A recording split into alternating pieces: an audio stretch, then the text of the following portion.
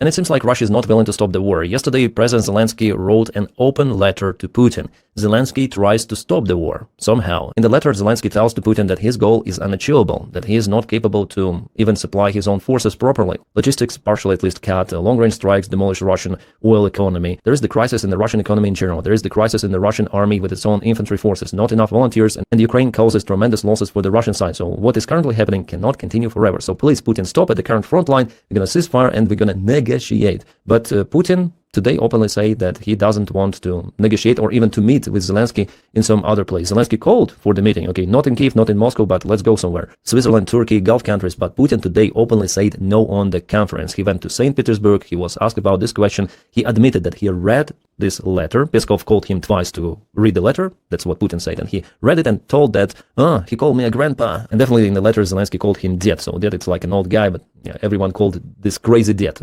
Putin, like that.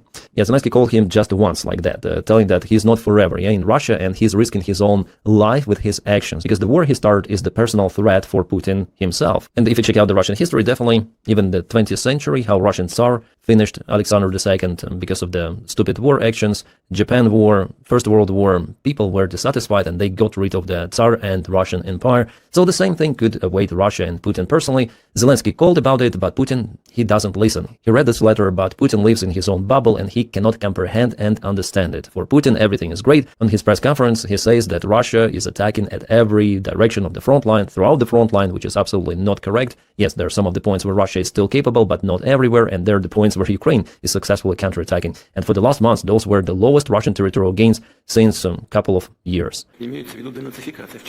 Denazification. Once again, the same freaking narrative with what he started this special military operation. Demilitarization and the denazification, yeah.